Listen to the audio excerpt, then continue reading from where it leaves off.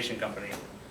We match users with drivers for a ride in the city. So if you see here, open our app, click a pickup location, and wonderfully a Mercedes S-Class comes and gets you and takes you where you want to go.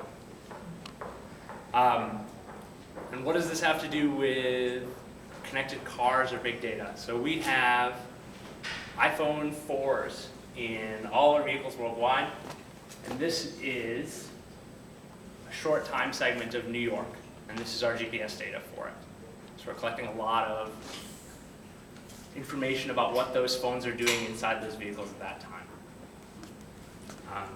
And then a little bit about sort of the infrastructure and stack that we use for my team and for in general. A lot of Postgres, particularly PostGIS, all the geospatial extensions for Postgres. Use Kafka a lot for various log aggregation, and then run Mr. Job or MR Job, big elastic MapReduce, and then a smattering of other stuff as well. And just as a quick plug for Uber, they have given us a very nice promo for the event. If you haven't used Uber and need to get home and want to take an Uber ride, you can go to uber.com/connectedcar, sign up, and you will get $20 off your first ride. Nice. Thank you, Matt. Only your first ride? Yes. I try to negotiate better, but My apologies to all the existing customers. Well, thank you for your... So I'll actually swing it out to the right to Laura from StreetLight, and I'll give you the mic, and I'll put your preso up. Thanks. Oops, sorry, wrong one.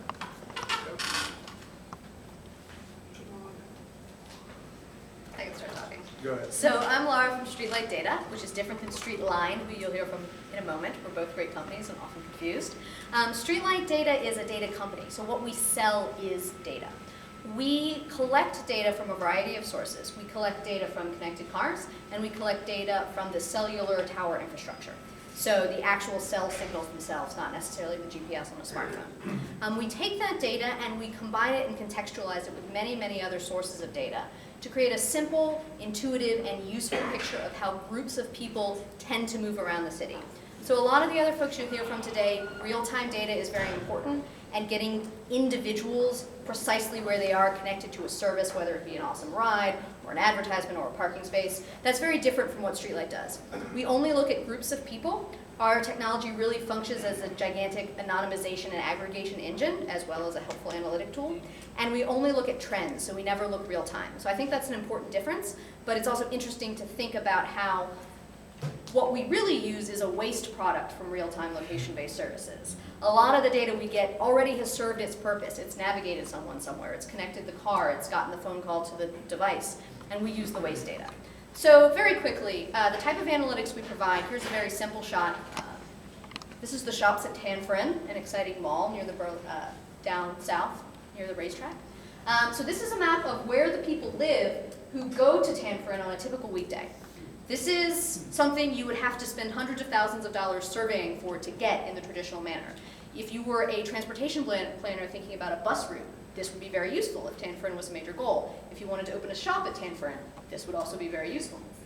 So this is the same map of where people work, which is an even more difficult type of analytic to get. Again, very useful. You can imagine why. And this is the work just at lunchtime. So you can see a heavy concentration of people who work nearby going over to the mall for lunch. So this is a very simple example of our metrics, and I just wanted to say one note about connected cars. So we're also Postgres, PostGIS extension. We call ourselves medium data, because if we say big data, people tend to apply for us wanting to use new Hadoop tools. We're like, I'm sorry, we don't actually use those right now. What we do use is totally adequate for our needs, even though we're processing terabytes and soon petabytes of data. So I think that's worth noting. And it's because we're not real time that we're able to use those technologies. The connected car data. We've reviewed connected car data from dozens of providers, apps, navigation systems. What we found is that no connected car source today that we've reviewed is adequate to get that map. You have to combine it with cellular data. So cellular data has an amazing sampling. Everybody has a cell phone, but spatially it's inaccurate. It's got a lot of fuzziness, especially in the Bay Area because of Sutro Tower. There's all kinds of craziness. The connected car data has extraordinary spatial accuracy. You can draw a map of New York just based on a a relatively few amount of cars, but it's a weird sample, not everybody's using it, and more importantly, people aren't using it for every trip. So something I'm really interested in talking about with connected cars is, how does that data source evolve, not just as a provider of individual services, but as a provider of insight into our transportation system, which is insight that we really desperately need. Thank you very much. And one thing Laura didn't add, but I'll add, which gives a little bit of context in terms of confidence on the data, is one of their investors is Deutsche Telekom, correct? Yes. So if you can handle a European telco's privacy concerns, then you can probably handle just about anything. Literally, our first hire was a VP of privacy, Yeah, which is not what you get at all startups.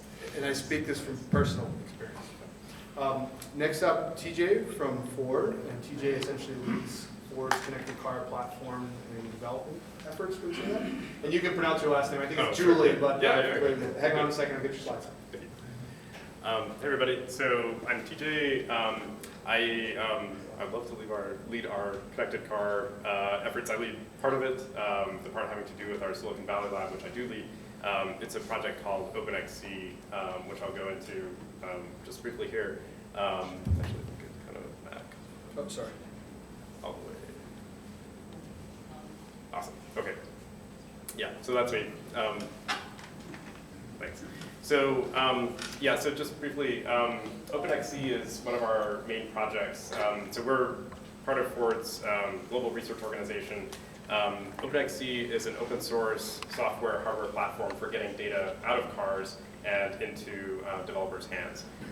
It's definitely on the research side of things, and I'll just talk about kind of like what we have in production today as well. But so what's the point of OpenXC? I'll just give like a quick plug here. If you kind of like look back at the, like the history of the car, cars in the past have been extremely, well, I wouldn't say extremely easy to modify, but people have grown up modifying their cars, right? So, 50s, 60s, hot rods, everything. It was an accessible piece of machinery. On the left, you have a 1966 Mustang engine. It's in a giant kind of front section of the car, I guess I should say. The engine itself is pretty accessible. On the right, you have a 2013 Fusion Hybrid, an extremely complex powertrain, and there's kind of a big, plastic shield on top of the engine that kind of just says, "Don't touch." If we contrast this with kind of the state of computation today, we started out with something that was essentially a mathematical pursuit. Then we got punch cards, went through mainframes, now personal computing, and then finally mobile. And it's to the point where computers and computation have become extremely accessible to the point where, as in this totally not contrived photo, a child is undoubtedly programming something awesome right now. So what do we want to do? We want to bring the accessibility back to the car from a software perspective as well as even from kind of a hardware perspective. So OpenXC is, right now, it gives you read-only access to real-time vehicle data. We provide more data than kind of like the base OBD2 data layer, which probably many of you are familiar with. Essentially, we tie directly into the car's internal networks and are able to read many of the sensors that exist today. So we get very high fidelity data. And what we would like to see, again, from a research perspective, is for user-facing apps that can use this data in some interesting way, as well as other kind of like big data applications that may be entirely non-user-facing in the car. And I do want to put in a note about what we currently have in production today. One of our main APIs is something called AppLink, and that interfaces with our Sync product. So this is essentially an API that allows a smartphone app to interact with the in-vehicle human-machine interface. So I'll list it then. Thank you. Thanks, and I wanted to add to what TJ is saying too. I mean, at Telefonica, we have been constantly assessing the various car makers and their platforms and how we can integrate. And I have to say that Ford is probably one of the top 1 or 2 guys in terms of making it accessible and easy to use. Quick question for you too. Yeah. Per hour, in terms of sensor data coming out of a Ford, roughly what is that? How many gigs or tera? Probably not teras, but might be Yeah. close. So well, actually, so that's a great question. So, well, sorry. what we have access to and what is actually generated are kind of like two different things. So the vehicle networks right now are actually pretty small pipes. They're mostly control networks, and so we tend to get, like temperature data, binary yes, no, or the brakes pressed yes, no. Where the big data, like the large data streams come in are things like lane tracking, right? So where you actually have computer vision, you're looking at white painted lines and you're trying to figure out, are you in the lane, are you outside of the lane? You're also looking at, like forward collision warning, radar data. I mean, like all of that stuff is huge in terms of kind of like the amount of data that you're collecting and then processing. We don't give access to that at this point with OpenXC, but the actual amount of data that's being produced, I would have to speculate, would be in the megabytes per second, and that would only increase as active safety systems become, much more prevalent. So we're probably gonna need a pretty big hard drive for all Yeah. this stuff. Very cool, okay. The fat pipe. The last guest is Kurt Buecheler. Kurt is an SVP of Business Development and other good things Just that guy. at Streetline, not to be confused with StreetLight. StreetLine is actually a Telefonica partner. We have a very large project with them in Europe, and I believe you're powering a bunch of the San Francisco parking sensors as they're doing. All around the nation. Very cool. So hang on, I'll meet your Prezzo up. Okay. So hi, it's a pleasure. Thanks for the opportunity. We'll hope that we can make parking a little more sexy than you probably think it is. But there are 800 million parking spots, so big around America, just in North America. And 105 million of those are actually for pay. So there's a real business model behind this kind of stuff. But in a world where you're hearing about all this great stuff getting smarter and smarter and smarter, cities are getting smarter, vehicles are getting smarter, here's what we're talking about, right? 80 years of progress right there. Tearing apart this problem, there's real implications. Huge productivity losses. It takes people 16, 18, 20 minutes to park in big cities in North America.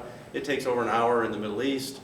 In North America, people have abandoned destinations at least once in the last year, and fights even break out. So 30% of the moving cars in San Francisco are no longer in transit. They're actually looking or circling for parking. So we're really adding a 50% of the car base because people are circling around for that 20 minutes looking for parking. So it becomes a huge issue, and 10% of all carbon released by a vehicle is done while it's parking in the big cities. So huge opportunity to do that. Big, giant revenue opportunity for the cities. They're mismanaging a $1 billion business. So it's a big meter. When we can help them manage this better, it becomes much more interesting. But the other side of the sidewalk is also interesting. The merchants are inaccessible because people can't find parking. When you lower congestion 10%, you increase the GDP of a city by 2%. So that's a $22 billion proposition. By lowering congestion 10% in LA, we increase their economy by $22 billion. So it's a real deal. So in the interest, here's what we do. Bottom line is we create a full platform. We have a platform for ParkSite is really for the cities to manage their parking, not for consumers. ParkEdge is for the off-street parking, manage their assets, and then Parkers starts down the consumption side. So one thing I just want to show up, it's really about putting a sensor in the spaces. That's what we do, right? From that occupancy, consumers can find parking. From that occupancy, cities can manage their parking more properly. So cities say, consumers see, I'll go towards the green, not towards the red. Merchants can put a simple map on their website that says, here I am in the middle of the map, and here's parking around me. Now, the law firm, the pizzeria, whatever it is, you say, I want to get there. How do I get there? Oh, they put it right on their website. Fantastic. Now I can actually see that I want to go to that restaurant and go on. So another aspect is just saving time. We save 42% of travel time and about 25% of time because people actually miss parking spots, right? These are real vehicle tracking tests that we did. And so what we're trying to do is take care of the city. City revenue goes up, consumers' convenience goes up, motorists can find parking, businesses and merchants are more accessible, cars, they love this. They say, gee whiz, we would love to have this information. And telecommunications say, hallelujah, another form of data is going through our pipes. So IT companies, IBM, Siemens, Xerox have all engaged with us. So bottom line, summarize it this way, we capture data, we process that data into a whole bunch of audiences, and eventually have APIs to push it out to all the other destinations that it needs to go. So that's it. And just curious about a random factoid. You said you're doing things for New York City. About how many times a day do people park in New York City? Just so we can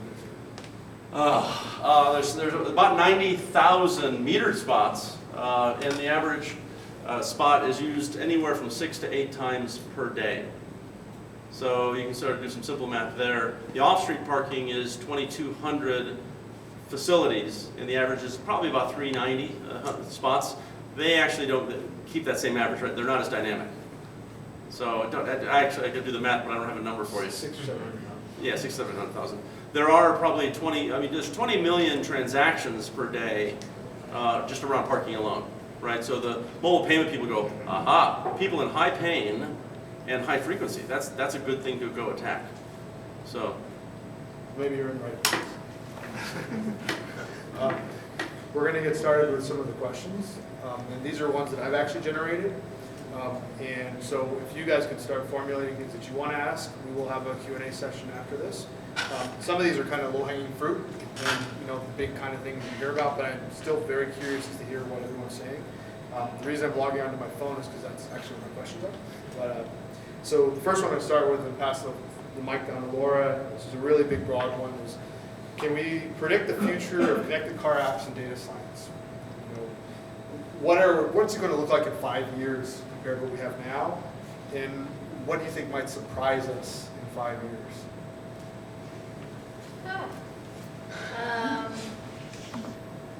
So I think the thing that needs to happen within 5 years, and Ford is really, I think, the exception to the rule in this case, is making cars a platform for apps in a way that's as dynamic as the smartphones have been, while watching out for distracted driving issues. It's a tough game, but the automakers are not as quick as they need to be, despite a lot of lip service to that thing.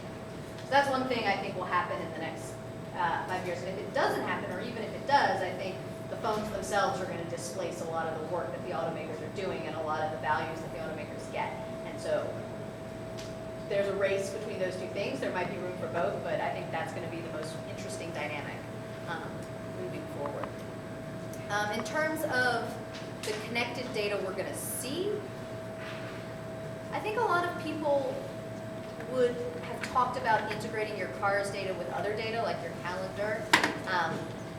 But what I really see happening is taking connected devices that are good for people like us. Like I can use the Streetline app, but I think it will take us a full 5 years to integrate and really make the vision of what we here in San Francisco, these type of events talk about, trickle down to the mainstream, moms and grandmothers and everyone else driving around in a car that's not under 3 years old. So I think the next 5 years will be about implementing and figuring out which of the ideas that we're ideating today is really going to become a mainstream technology. And Matt, could you talk about the pending purchase of Google cars that Uber is already, TechCrunch. Haven't bought any self-driving cars. They're not for sale, unfortunately. It's a really interesting point, talking about smartphones replacing or supplanting some of this connected car stuff. For Uber, connected cars are begins and ends of the smartphone. We don't have any, as far as I know, these are just thousands and thousands of iPhones whipping around in the street. I have no context into the vehicle. But we're able to do a lot with what's in a now 3-year-old smartphone. The car stuff has to catch up.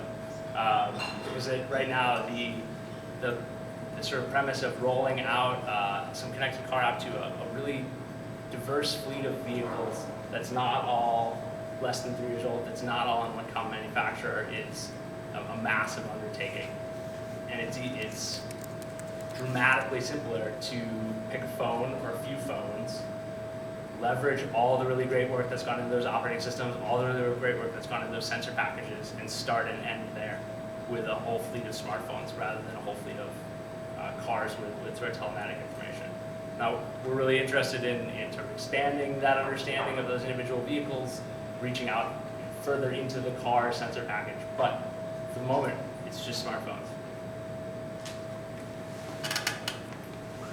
It's probably appropriate that TJ gets to answer this one next. Right. So one of the things that I'm really interested in is, yeah, exactly as you say, Matt. I mean, you can do so much with a smartphone, and based on the cost and everything like that, and the fact that you are trying to integrate into older vehicles or a heterogeneous mix. That totally makes a lot of sense. One of the things that interest me is essentially, the problem of sensor fusion. So I think that arguably, even for the next 5 years, there probably will be. Can you guys? Okay, is this better? Okay, yeah. Thanks. Arguably, there will be certain applications for which it's just natural for the car to give you better data. So, like for example, I mentioned earlier lane keeping. So any kind of a computer vision application that's going to do that. You're going to have video cameras packaged outside of the vehicle. They're weatherproof, and certainly you can do lane keeping with that. But imagine everything else that you could do with some kind of a camera or some kind of a radar array. And so one of the things that we look at, we definitely don't see, the systems that we're building now as kind of like a replacement for smartphones or the attempt to kind of like just build a smartphone into a car. We want to see what we can do in addition, what kind of extra data we can offer.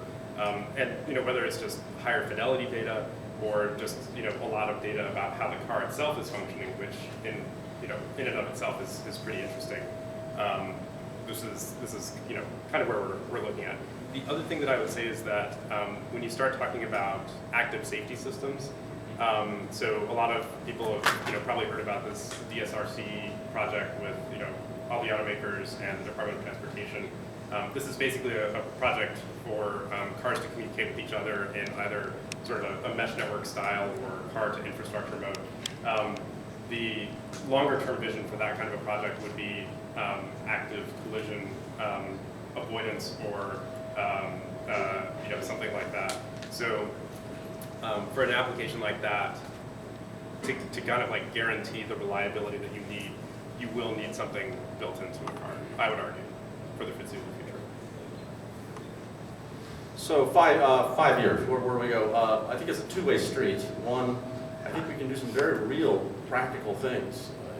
A car, thanks to some of the work that people like TJ are doing, a car can actually publish out both wheel slip and temperature and alert a city. That's where you need to do the salting of the roads, right? They miss a lot of spots. They waste a lot of diesel, waste a lot of salt, waste a lot of labor, clog the streets trying to do their job. And they're doing it like a blind squirrel, just looking around saying, oh, well, I'll just spread it as best I can. So I think there's really very practical things that the car can bring in 5 years that make it better, make it safer, but also clean up the cities. The same side is that I think we can instrument a whole lot of the environment around. We've been instrumenting loops on highways so we get some rough speed, but we're just getting more. Waze is helping get in more and more instrumentation of those cars. We are doing obviously instrumenting parking spots.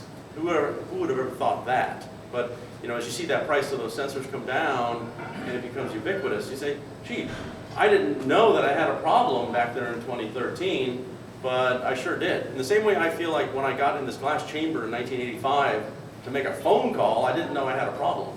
But turns out I did. I didn't have a cell phone. So in the same way, a lot of the environments around this the car can be instrumented and give information to them so they can do a better job. And I think that can be very real in 5 years. And TJ, a personal request from Albert, Matt and I, we both come from a spectroscopy background, so we're waiting for car-mounted spectroscopy devices for specific types of detection. Solid organics. Exactly. It's on the list. So the next question, which kind of ties into what Kurt's been talking about, and we've alluded to a little bit, but I'd like to hear even more in depth from everybody about this. What are the biggest benefits you're seeing realized by cities, by consumers, by businesses from the development and sort of realization of a true connected car environment, either the car itself or the smartphone data coming out of the cars? I'll pass it back to Laura, but we're hearing lots of promises. What are we seeing right now that's a real benefit? So we're working with several cities in the U.S. on some really interesting projects, which unfortunately aren't all public, so I will generalize them. One of the coolest things we're able to do is look back at specific days in history So in transportation policy, a lot of it is you do a big model, you implement the policy, and you kind of hope it works. And it's very hard to know if a transportation policy works, like if a new off-ramp really mitigated this problem, or if this pricing policy changed behavior. We don't know. And so one thing we've done with connected car data is look into history and say, okay, in this city, this policy was implemented on June 14th. We're going to look at the month before, we're going to look at the month after fixed population of these connected cars, and we can measure with unprecedented accuracy and insight how a policy or how a change worked. And so that's a huge benefit for individual cities and for the transportation and urban planning communities in general. Another major benefit we've seen, and this project is public, we did a cool project in Oakland. Because you know, Oakland, if you're not a local, sometimes has a bad reputation for crime, for poverty. But if you are a local like me, you know that it's actually this incredibly vibrant community. Arts is unbelievable, the music is unbelievable, and people, young people especially, are coming in. They're coming in at the night scene, they're coming in for the restaurant scene. But that's very hard to measure. Because when you do a retail analysis of Oakland and you draw a circle and you look at the census rates of poverty and education, and it looks really bad.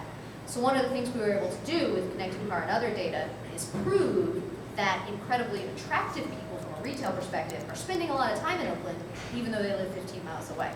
So that was a big benefit for their economic development goals. So those are two concrete examples.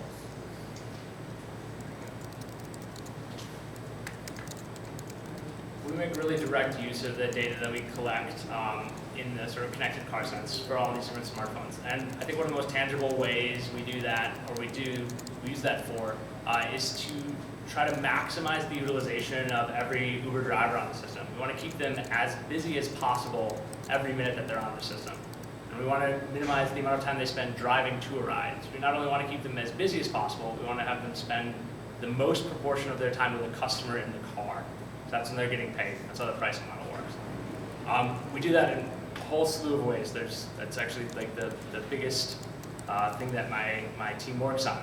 But most directly for this, we send visualization to each individual driver with some degree of personalization based on this collected information from the rest of the vehicles on our system that has essentially lead generation.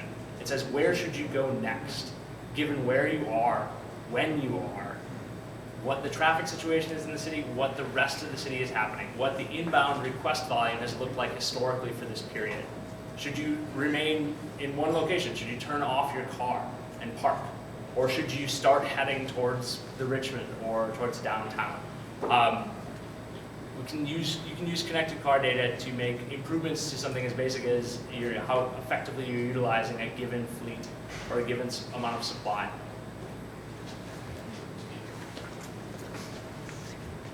And 2 points. One, Laura, actually, what you're talking about sounds perfect. I live in Marin County, and they're right now debating an $80 million overpass project, and half the community says it's not going to work, and the other half says it will. So maybe I'll have to try to mention you up there. Well, we can help them build the model, or if they go through with it, we can tell them afterwards who was right. Unfortunately, it's concrete. So. I'm going to pass over to TJ. TJ? Thanks.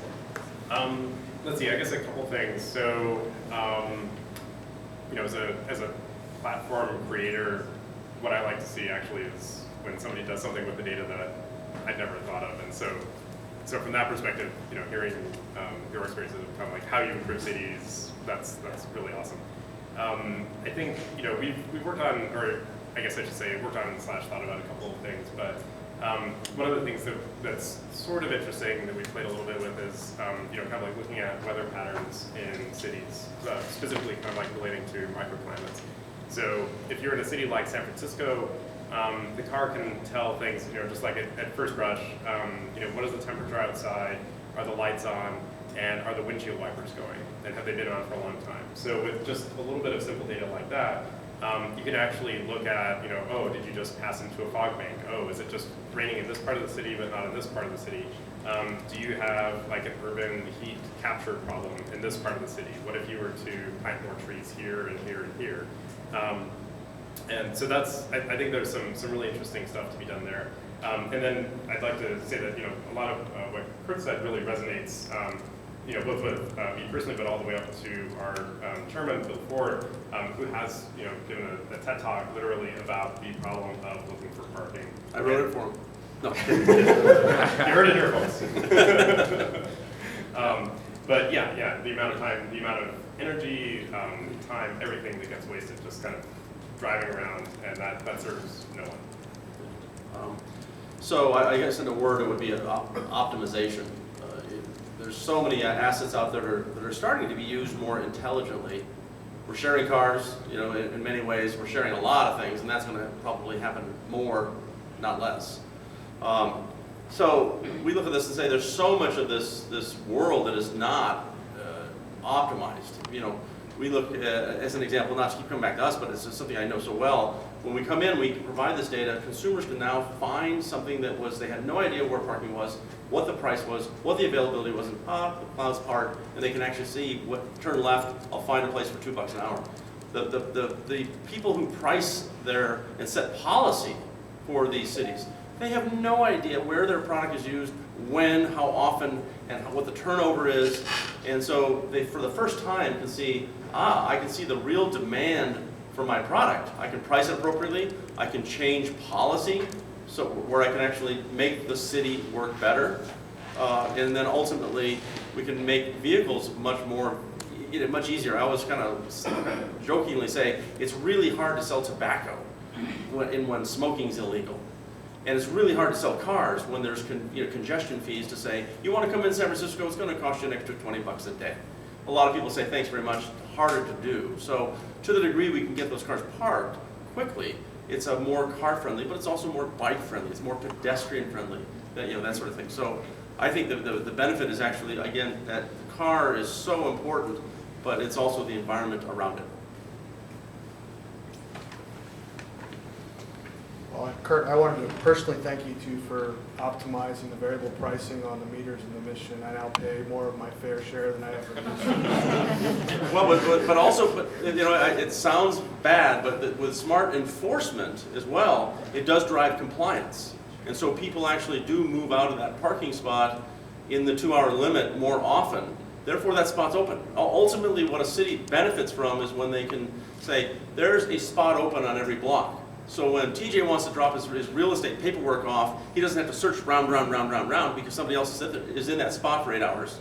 He says, oh, great, it's $6 an hour. I'll put $1 in for 10 minutes, drop off my paperwork, and off I go. It was going to be an hour-long thing to find parking and walk that distance. Now it's 10 minutes. Wow, is that worth $1 to me? You bet, right? So it's counterintuitive, but it's really important that it be priced appropriately, because I wouldn't expect the Detroit Marriott and the Maui Marriott to be the same price, right? No, I understand. Yeah. So the next question we have on the list, perhaps moderately more controversial. It doesn't necessarily apply to everybody here so much. Probably a little more to TJ, slightly to Matt, but not so much.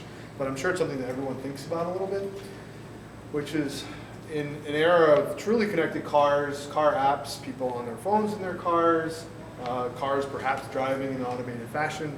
What are the real risks that we need to consider a little more aggressively? You talked a little bit about that with the sort of the black boxes and the sort of the control elements. And how should we best mitigate some of those risks? And that can be from really any perspective here as it relates to data. So it doesn't apply quite as much to you, but perhaps accident mitigation? Yeah, Okay. as someone who almost died in a car crash when I was younger, and that's what brought me into transportation, was the interest in safety. It is absurd, the risk that everyone, young people and old people, I mean, teenagers get all the attention, but I see adults doing it all the time, being distracted by their phones. And I think that one way to use data, so some of the apps and some of the navigation systems in the cars, they'll give you a little screen that says, you're not supposed to use this when you're in motion. And they know when you're in motion, but they get this out. They're like, oh, but it could be the passenger using it, so we'll still allow it if you like void the risk to us and say, okay. That is not an acceptable practice, and we need to improve our best practices around that kind of distracted driving stuff. I think the phones should be truly disabled. The nav systems and the touch stuff should be truly disabled until you pull over and stop. And I even, Kurt has inspired me to say, think we could go so far as automated ticketing, because we can tell if somebody's driving and on the phone and looking at the phone, because the phone's recording that information. So in the same way that the data gave adequate enforcement for the parking stuff, maybe it could give better enforcement for the distracted driving ticketing, because it's an unacceptable cost that we're putting on the system because of this. I just leave the driving to a professional.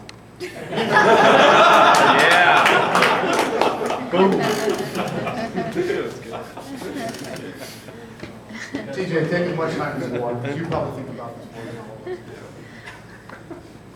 Matt Touche. Email this straight to the back. Yeah, so this is obviously a complex problem. I think, so to the point about distracted driving, I think that there's, clearly this is an issue that Ford cares deeply about. I think from a technology perspective, what we've sort of seen is, disruption after disruption after disruption. So you could actually, there may be some technological ways to just completely shut off the phone, let's say. I think my one perspective is that if you are able to kind of like design the APIs in a car correctly, let's say, if you can incentivize people to use kind of like the services that they're used to using in their phone in a driving appropriate manner, such that they kind of experience, they can still have the same overall experience, but not in a distracting way, that would be the ultimate technological goal to go for. And then I guess I would say that, so more broadly, I think that there are, clearly when we're talking about big data, there are a lot of issues encompassing privacy and things like that we do need to care about. And again, this is something that Ford does care about, but I would say that for any sort of like data collection or transmission platform, really thinking about this as a cyber physical system, if you will, and what are the steps that we need to take to secure this, both from a security perspective as well as a privacy perspective. So it's a huge field, I would say. We all know that when texting went from legal in a car, we went from texting like this, and it became illegal one night, and we now text like this, below the line of the window. That's still a lot of it going on. I'm not going to try to elaborate on the problems with it, but I will take a counter opinion that our world sort of sucks right now too. I mean, if we look at when I'm driving around, if I'm looking for parking, I'm trying to read multiple signs, and I'm looking for spots. I'm darting up, I'm slowing down, I'm curving in, I'm swerving. I think I'm my worst driver when I'm actually looking for parking. So if we actually, I was on a panel once, and there was a wonderful Australian fellow that made a claim. He said, using your application is illegal. And I said, well, with all due respect, that's why the Americans went to the moon and not the Australians. We can solve this problem. It's not going to be somebody like StreetLight. It has to be solved. It's not going to be StreetLine, but the collective telecommunications industry and the federal government and the wonderful auto industry, they're going to have to get together and they're going to figure this out. And when they can say turn left, turn right with voice, okay, that may be the solution. And when they can actually guide me to the highway, the best highway, and the parking that hits the proximity or hits my price or whatever my preference is, and it does it through voice, that's going to be a much better world that exists right now. It really sucks right now when you say I'm on the road for 20 minutes more. That's just probability against you. Just probability against you. And then you took the driver syndrome and apply that to things like parking. You really suck when you are looking around for parking, because it's hard. It's hard. So it's not exactly easy right now, and I think that I would argue that voice guidance is going to solve a big part of that, and it certainly is going to be better than the world is right now. So Kurt knows about this a lot, and so does TJ, and I'm sure Laura and Matt also. One thing that we've been watching really closely is the trend, essentially, the Internet of Things, sensors, prices on not only sensors, but also transmitting sensor data are just going through the floor. They're essentially following Moore's Law curve down. I'm curious, if you could have one or two kinds of sensor data that does not exist today, what would it be, and what would you do with it? I kind of threw an audible there with this one too, so So something that I'm really interested in is trip purpose and trip chaining. And that's because driving in America has, again, only America is, I don't know the stats elsewhere, has changed in the last 25 years. Shopping, which used to be 7% of miles driven, is now more than 30. Shopping and going out for dinner, that's a crazy shift in our share of driving, and it's been mostly at the expense of recreational activities, but also at the expense of the commute. So the characteristics of driving are changing, and that's really important. And StreetLight does a lot of work to infer purpose and understand the relationship of trip purposes to each other. I don't know what a sensor would be. Maybe like a sensor in the back of the car that would be like, oh, this person got groceries. And that could be connected to the data. I think that would be cool. Or like, oh, they picked up someone because another, butt got put in the seat. That would be cool. That would help me with purpose. There's ways to do it, but it's all a bit of a hack. I'd like to know when multiple smartphones entered a car without dealing with like explicit, authorization of some Bluetooth connection or something like that. There's kind of a kid to this. We have this idea of a car, but we don't know very much about its utilization. No, its utilization in a binary sense, but not in a, are there 6 people in this vehicle? Are there two in a bicycle? Yeah, and more granular understanding, that would be phenomenal. TJ probably has a laundry list here. Yeah.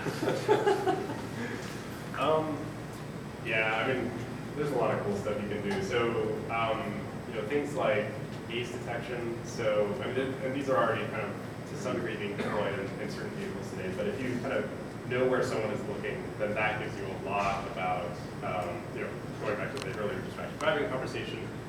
But also just, if somebody's looking to the left and there's something going on to the right that they need to be aware of, that's totally gold. But it's also, I think that you can kind of tell quite a bit about even, cities, right? So not necessarily that you want to, you can kind of see like, what if you install some piece of public art? Do people actually spend time looking at that? Is that a cool thing? Is it not a cool thing? What do people think about that? I guess the other thing that I would like to get access to is even more, kind of like a full characterization of the state of the vehicle. So it may be that we have, many accelerometers spread throughout the car.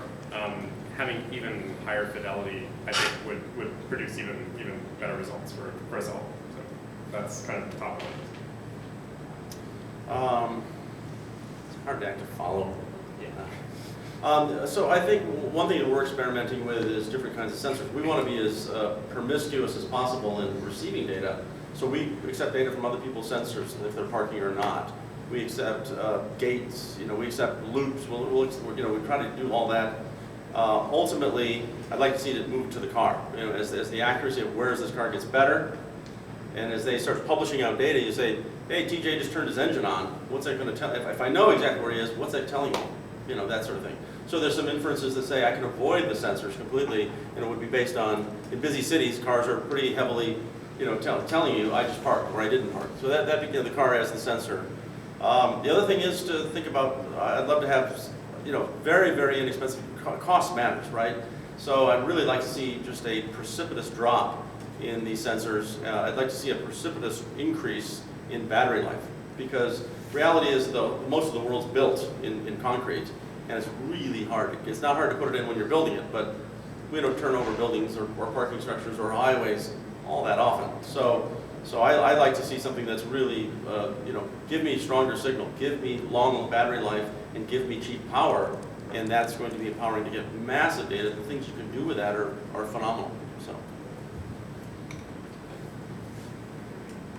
And this will be the last question before we open it up for audience questions. So this is another little bit of a curveball. Obviously, you guys are all car data hounds. What's the coolest or most surprising thing that you've seen done, in the past couple of years with data, either coming from a smartphone or connected car? This could be either on your own platform or other places. And by the way, I didn't ask you about car APIs, TJ, because I just was afraid. So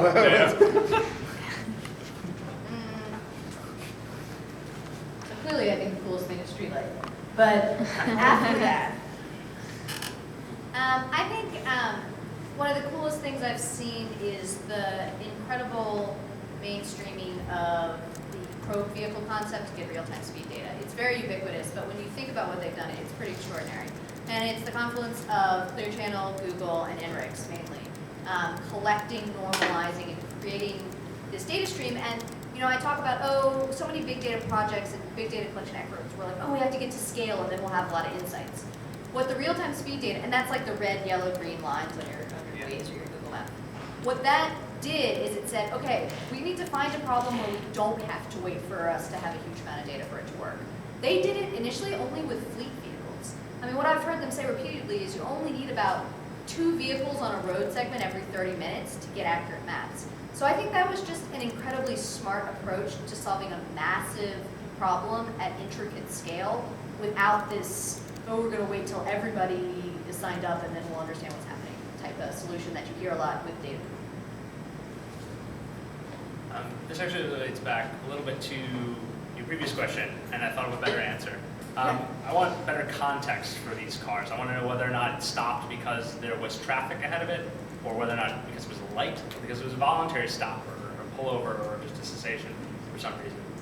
And I think that sort of related to that, one of the best, and that requires a whole network of sensors throughout a city. Maybe you have to understand, know the street light, maybe know its status, or understand, have some sensing ability to the other cars in your area. This is a massive, insurmountable, everything needs it sort of problem. Not insurmountable, but not doable in 6 months. One of the coolest things I've seen done with connected cars, or sort of connected cars, again, Google with Street View doing OpenCV, or computer vision analysis of road signs for turnoffs, for directions, for interpolation of street addresses. This is not waiting for someone to hand catalog all these street signs. It's, well, let's just grab the highway symbols, try to pull the street names from it, and like an arrow. These are all done with IR paint. You can get a pretty good diff off of them, or difference value off of them, and pull directions straight from the CV. So TJ, maybe the coolest non-Google thing. Cool. Yeah, so actually, so I've seen a couple things. I'll just put in a couple plugs. So back, not to put you guys on the spot, but so we had a hackathon at Tech Shop Menlo Park a couple weeks ago. There was a team of people, a couple of them were in back, in computing, and they created a hack with our OpenXC system, just called OpenXC then that. So it's similar to if this then that, basically using the car to trigger, so if certain conditions are met, it can trigger actions. So that's one definitely cool project that I'm really happy with. Another project that came out of that same hackathon was the guy who has a really expressive kind of like an LED matrix display that he would, and again, this is very much like a prototype idea. I'm not necessarily advocating doing this, but he would be able to expressively communicate visually, let's say, with other drivers. So if somebody's like letting you in, you're like, oh great, thank you, and then he also had the converse where somebody was not treating you well, and I'll leave that to your imaginations. Then I'd also like to follow up. Matt, you said context, and that also kind of like maybe think about a couple of things that this is one thing that I'm really interested in. That I'd like to see somebody do, and probably would require more sensors in the car for, but being able to detect the internal context of the car. So basically, like, what is the social context? Because even doing something as simple as allowing a phone into the car, we're driving hands-free, you could have a conversation. Probably many of you have experienced the difference between somebody calling you in and them having the expectation of having a private conversation when you are in the car with someone that clearly you do not want to have a private conversation in front of, right? And so if there's some way that the car can essentially infer the social context, be able to automatically handle things like whether it's phone calls coming in or any other kind of like data streams that you could imagine, you may not want the car to be talking to you about certain things depending on who's in the car. So maybe a little different point of view. I look at low power networks as being incredibly empowering. We're seeing just tremendous progress on being able to have these remote little sensors out there, devices out there. And when we went from 900 megahertz to 2.4 and went to a wireless architecture, we saw ourselves shoot up to 98.5% accuracy. This is not in the laboratory. This is a zoom, zoom, zoom truck. All the kinds of construction going on. This is the real world, and we're hitting 98.5% accuracy. So, but yet we have very, very low power consumption. So a couple of AA lithium batteries can last 5 years. Now it's about to go to 6 years, and it will keep going. And that hasn't even really changed. We haven't changed the battery technology. Just looking at the network. So I look at that and say, if you really want to put stuff out there and instrument this world, you've got to have a pipeline that's cheap. Of course, I also would love to have cellular be cheap on power and cheap on battery consumption, but it seems like we're further away from that. So you still have to get a network of devices talking to a powered gateway and say, we're just going to do a short haul and then get it to a gateway and get it out there. But I think that is so incredibly empowering to so many businesses to say, I can get data from all over the city back on a very low power budget. That's the key thing, because it does empower mobile devices or lick and stick kind of things all over the place. So. And Kurt, actually, we are working on the low-power phone OSs, the new Firefox open OSs. Yeah, absolutely. It's quite amazing to see how well it runs on low-power devices. Yeah. Right. So telcos can do things like that sometimes. It's just hard. No, it's just hard. I'm not criticizing. It's just No, hard. It's hard. It's very hard. Yeah. At any rate, I guess, it's about 8 o'clock, so we Perfect. wanted to open up the floor for questions. Yeah, can you just repeat the questions for the online Yes, I audience? will, or should I walk out and, okay. I think, yeah. Anyone has questions, please raise your hand and then I'll repeat it. So we'll start at the back there. Would you mind introducing yourself too? Sorry. Sure, yeah. John Malik, I work for Silver Spring Networks in product management. Curious about the parking, your technology. If we keep improving parking, the parking fine revenue the city government collect, I'm guessing is going to be impacted negatively from their perspective. There'll be fewer traffic fines because the technology will be something that will be Surprising. Well, sorry. Just repeat the question. Yeah. I think I'll pass it on after this. So. Yeah. Basically, Yeah. we're curious, or the questioner is asking, if parking becomes so efficient, won't city governments lose revenues? Yeah. So the problem is not making, you're right, today the model is New York, $1 billion parking business, half of it is fines, half of it is revenue, parking revenue. LA, same, 50-50 on a $500 million revenue. But you'll be surprised that the biggest thing that missed opportunity is they're not pricing their product right, they're not setting the right policy. It's 8 to 5 everywhere in LA. And in Hollywood, no one shows up until 5. So they're giving away that product all night long. There's that opportunity. So we're seeing, yes, they can actually do increased fines with us. We have to do smart enforcement. Here's where the cars are present and the meter's not paid. So we take those farmers who are going up and down the rows of meters, we turn them into hunters. Turn left, there's 9 violations. Turn right, there's 2. So actually the meter revenue goes up and the violation revenue goes up when you start to actively manage the land. So. Next question? My name is Itsuro Yoshimoto. I've been working on the human machine interface, being able to 100% accurate command control to support the voice input. But today I came here, I posted some comment and I got an email when I come over. So I'd like to ask about the ways in Google, what the next big move. Personally, I felt that Waze may add some unique feature for collision avoidance system by supporting some can adapt them, and then some kind of sudden brake information transmit to the Waze drivers driving behind few hundred yards back, so that they are ready to change the lane or ready to brake. I think that will be easy.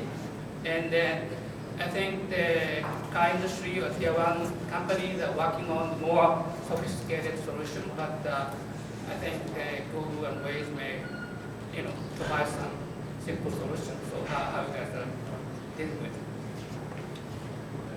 So basically, to summarize the Google Waze acquisition, what are some of the interesting things that Google can do with Waze? Or around collision avoidance too. I mean, one thing Google can do with Waze is encapsulate the biggest potential competitor for Google Maps and then do nothing with them. But not that they would, but that's, we shouldn't leave that possibility out. I think it's true what you say, that type of app could be used for the active safety stuff, but I think TJ was correct. Every smartphone is less robust than a typical design parameters for a vehicle. When you're talking active safety, you have to go to the level that automakers designed to. So that's what I think about those two things working together.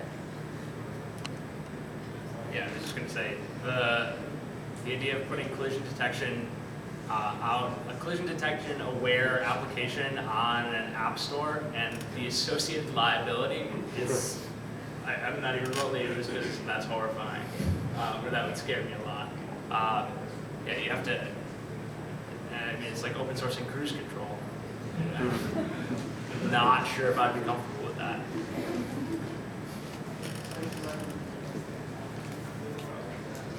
Right, so I think it's a interesting question. Yeah, so I think that there may be opportunities in kind of what we might refer to as kind of like soft safety, meaning telling drivers that 10 minutes ahead there's an icy patch of road, and so they might want to watch out. So basically, you sort of have this latency barrier of human reaction and comprehension, and once you get kind of like into the call it the danger zone of needing to make an immediate reaction. Yeah, I'm quite skeptical about relying solely on a phone for providing some kind of a safety feature. But I think it certainly is for informational kind of like soft safety applications.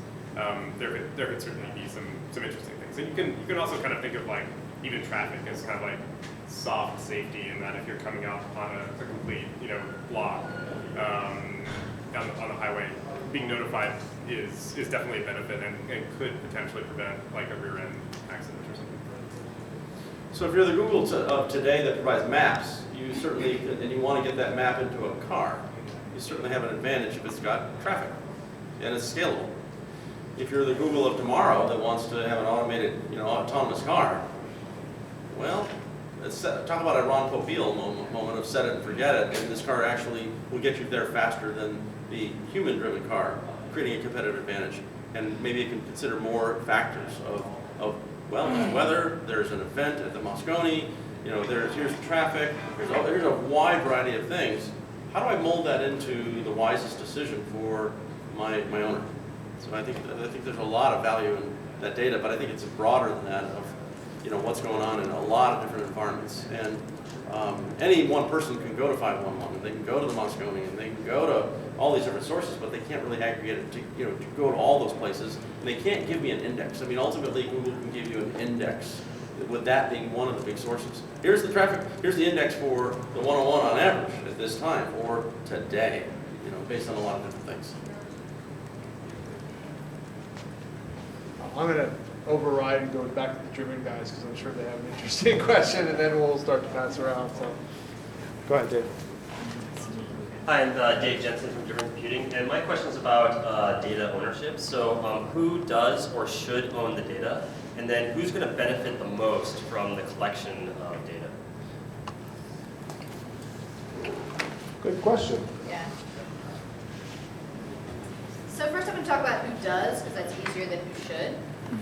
If you own a cell phone and use it in America, you are on one of probably 4 up to 7 providers. every single one you have now opted into the type of analytics that I've been talking about have been opted in, unless you were very, very savvy and read some very fine print that started to come out a year ago and ended about 6 months ago when there was an opt-out window. Some of the companies you can still opt out. You can go to streetlightdata.com/privacy for instructions for your carrier. But you should know that your data is co-owned by you and the cell phone provider. And that means it will be used by folks like me. So that is what is the case with cellular phones today.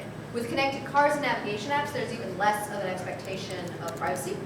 It's in every privacy policy that data can be used anonymously, and then usually you have to opt in if it's used individually. So that is who does own the data. In terms of who should, I think a lot of the services we get, like a map and a navigation app, or even our cell phones, which compared to the value we get out of our cell phones, they're insanely cheap. I mean, if someone were going to take away your cell phone, you pay more than $50 a month to get it back. If something is free or discounted, it means you're the product in today's economy, and your data is the product. And I think that is many people find that to be a fair trade. We get advertising when we go to free websites. It's a trade we're all making. I think you can say that the companies have an obligation to make that more apparent, and that's probably true, but we as intelligent consumers also have an obligation to be realistic in our expectations and to understand the technologies that we're using. So I think that in terms of who should, I think it should be co-owned. I think that both the company providing the service and you as the individual have rights to it, and if you want to maintain more control over the rights, you should pay the financial value of that. And there should be mechanisms to allow you to do that. Like, you want to pay $75 a month instead of $50 a month if you're not going to be part of the analytics system of the telco. If you have anything. So we've kind of tackled this problem by not collecting anything from the consumer side of our double-ended marketplace. The drivers, we own the phones, we pay the data plans, and sort of a business agreement that has data disclosure stuff written in it when they join. So we've sort of opted out of the consumer side of this. Actually, on a sort of ancillary point about the purchasing of cell providers, like the network data that they collect for analytics purposes, it's easier than changing something about your plan or getting out of a contract. You just call somebody up and a happy salesperson sells you whatever sliced and diced by demographic data you're interested in for who's around this particular cell tower. About as user-friendly as it gets. Thanks, I feel much better. Yeah, so this is a pretty tough question to tackle. I think, unlike telcos, traditionally cars haven't really been sold as a service. I'm not saying we're not getting to that point. It's kind of an interesting thing to think about. So just as a point of context, as I mentioned earlier about a system called DSRC, and so this is again, this kind of mesh network that provides cars communicating with cars to avoid accidents in some way. Part of the system is envisioned to broadcast your location at periodic points as a means to collect data about traffic. And so the design of the system, as this was being discussed, there was a huge amount, and I think rightly so, of concern about whether or not you could be tracked as you're driving down the road with your car, because it's explicitly pushing out a GPS location, so a very kind of fine-grained location. So the current system now essentially uses a system of kind of rotating pseudonyms as a means to mask your identity. But I think it's kind of this interesting counterpoint then that for all the public kind of furor around this, and again, I think it deserves a lot of public consideration. The carriers kind of already are selling this information at a fairly fine grain.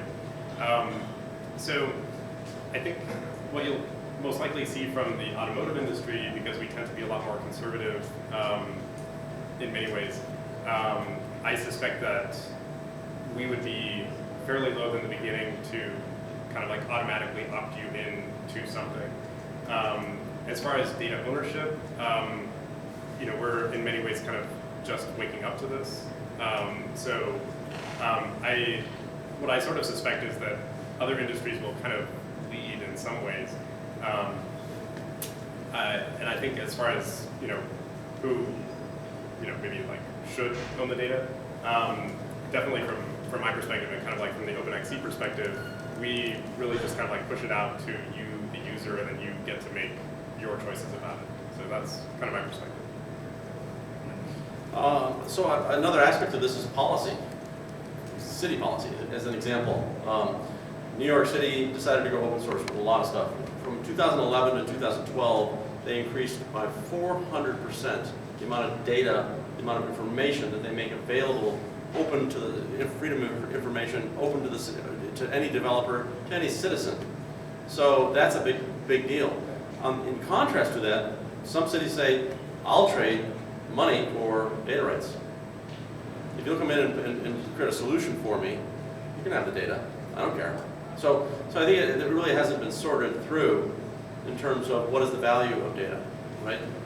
We all, I think, in this panel would say data is pretty valuable and it's an appreciating asset. But right now, you have some tough times economically the last 5 years, 7 years, whatever it might be. So, who should own that? I think it really depends on who creates it. When it's Facebook, you got a platform, but you also have a producer, right? So there's a collaboration there that's required. When it's a car, well, is that collaboration? When somebody's just driving around and saying, I'm going 60 on a highway, is that collaboration? Do they own that data? Probably not. So you really have to segment it into what type of data, who created it, and then what are the policies, what's the economic model behind it? That's something that we haven't even, we probably won't have time to scratch in tonight, either for that data or for gathering that data.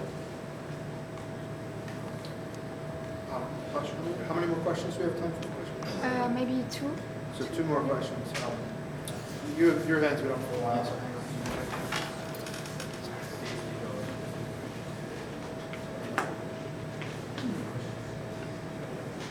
I like to hear like You're on. My name is Johnny Fu, and I'm interested in connected cars. I'd like to hear about the network operators. What's your relationship with them? Like, if they feel that's like a kind of pain point for you guys, like in terms of providing services. You mentioned like their role in data ownership. Is the network spectrum big enough? Kind of how do you see that relationship developing in the next few years?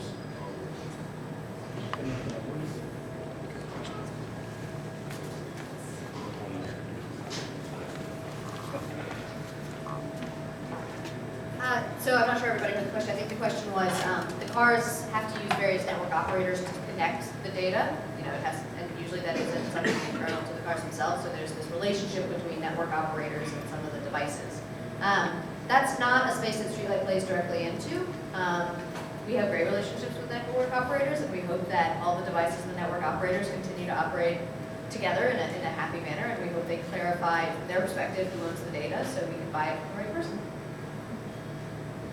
Yeah, and as we're big consumers, obviously, of phones and service associated with them, and what we want is for it to all get more universal, more global, and more easily interchangeable between all these networks. Now, that may not totally jive with the competitive interests of all those network providers, but it's not, I wouldn't call it a particular pain point. I'd love if I could buy a single piece of hardware that worked on, that I could put 4 SIMs in, or virtually load 4 SIMs, and it would work anywhere in the world. It also had 75 hours battery life. But yeah, I wouldn't characterize it as a particular pain point.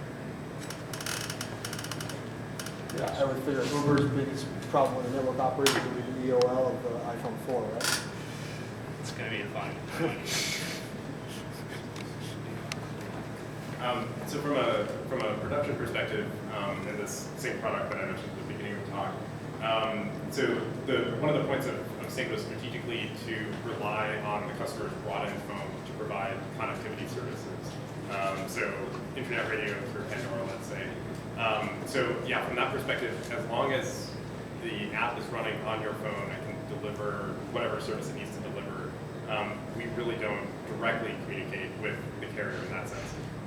From a kind of like a getting data out of the car in general sense, I think that certainly we're going to be producing a huge amount of data there's always going to be contention over, not with a specific carrier, but just like over the size of the pipe.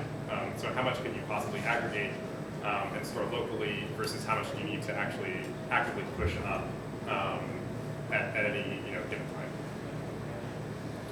time? So the carriers and the networks, they love us because we're a lot more, we're tons of nodes. There's 800 million parking spots that are unintermittent. That could be 800 million nodes generating data. That just pushes water through the pipes. But divide the world into enterprise and consumer, two big worlds. The carriers really want to bring solutions. They bring pipes to people, say, would you like to push something through it? And suddenly they can look at this and say, how do I bring a solution that will generate more revenue for the city, generate more revenue for the merchants, how to make it easier for consumers, et cetera, et cetera. That's a pretty good enterprise sale. You're going in there with a real solution that makes the city smarter. At a consumer level, you say, well, we can make our phone out of the store has a value add. It's better. It's fortified with real-time traffic or real-time parking or all these things that can be added. But it also, they're all looking at the auto industry and saying, well, we want to provide service to them. And how do we provide, again, a solution? So, we're pretty excited about their response because they just want more content to push through, but they also want solutions. And smart cities often generate savings. Less to pick up the garbage, less to light the place. But then there's some that actually generate revenue, and so they're pretty excited, saying it's a pretty easy message when you say, what if I could double your parking revenue and make it easier for the cities, for the citizens, and increase the productivity of your employees, lower carbon, lower fuel expense, and lower congestion. That's it's pretty easy to see utopia, but it's pretty hard to create it. But these kind of things actually can make a material difference. So they're pushing for trying to create solutions, not just pipes. And I'll take a quick crack at this just because we are a network operator. We view anything like you guys were saying that connects to our network and pushes data as being awesome and fabulous. And realistically, in the developed world, we are rapidly approaching smartphone saturation points, and particularly in places like the US and Europe, where almost everybody has one or pretty close to everyone's going to have one soon. And when you hit that point, if you're a network operator, the more places you can find to put SIM cards or any ways to transmit data back to your network, the better you are. So, for us, we're very happy to try to work extremely hard to maintain relationships with folks like Ford or Streetline or StreetLight to make sure that they can have viable business models that will build an ecosystem of connected car communications with the network operators as the backbone. Because ultimately, none of this really works at some level without cellular transmission at this point, until Wi-Fi blankets the planet, which I'm not holding my breath for yet. Soon, but you never know. Last question. Sorry, we have a gentleman over here that's been. I'm so sorry. We'll have to have another one of these, I guess.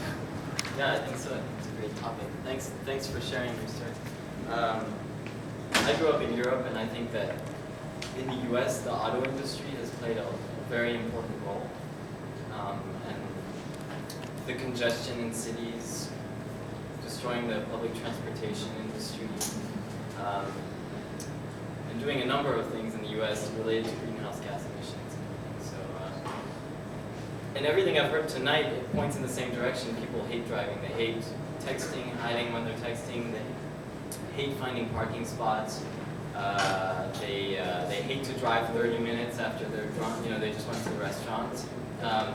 So I'm really interested in Uber and Google and the auto driving car. And so one of the questions was, who does this data benefit? I think it benefits the driverless car because it's learning how we operate cars, how we think, what we do with them. I'm really interested because you work for an OEM, and I'm interested in your perspective. It seems like trying to make driving easier and adding all this data layer to the way people use vehicles is sort of not really addressing the true problems that people are getting to a point in the US where they're just fed up with driving. They want a car to pick them up and take them where they go, and they don't want to deal with traffic. They don't want to deal with. So, just your perspective on that. Okay. You could probably have his perspective on that. Your perspective. Mine knows where it's going. So yeah, I think you bring bring up a lot of good points. I think that ultimately where we're heading, and this is something that OEMs are actively looking at, is looking at, we, in some sense, Ford considers ourselves to be a personal mobility company, right? And so right now, a lot of that involves you maybe owning a car, leasing a car, and driving it most places you go. In the future, it may be that you own a car, you use it to get to some form of public transport, you then take that public transport to another edge, and then use another form of transportation to get to ultimately where you're going. So I think that certainly the days of kind of like strong arming infrastructure to enforce one primary mode of transport is done, right? So, but I still think that this notion of personal mobility is still very, very attractive. So I actually don't think that people are fed up with driving in all contexts. For sure, I hate parking in San Francisco, but I also love driving on Highway 1. So I think that still is going to happen.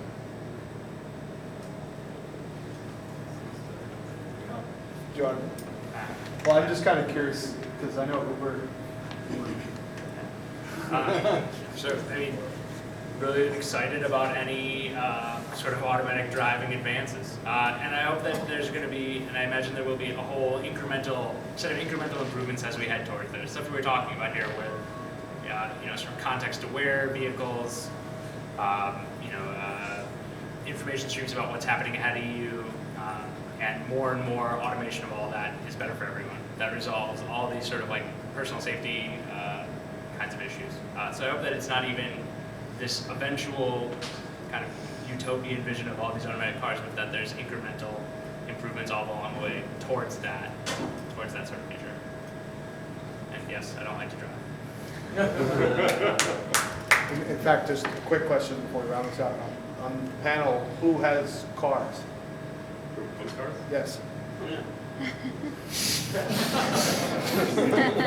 I have a driver's license. How many bikes do you have now? Oh, like a dozen. Anyway, I wanted to thank everyone for coming. I wanted to also thank our panelists. Please go to their websites, okay? Check out their companies, read about them. StreetLight, Uber, of course, Ford, StreetLine. I believe they haven't plugged this, but all of them are hiring. Yes. Yes. So, please consider if you're looking for data-centric jobs or engineering jobs, there are interesting places to work in these companies. And I wanted to thank everyone for attending. We'll have some more of these meetups, potentially on quite similar topics in the not-so-distant future. And enjoy it for a little while longer. Thank you, Alex. Last thing that helps too is I want to thank Pivotal Labs and NEMA.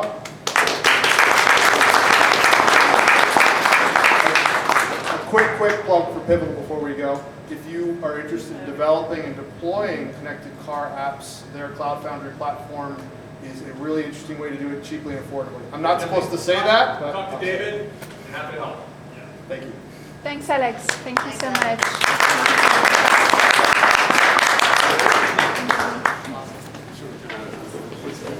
Yeah, no,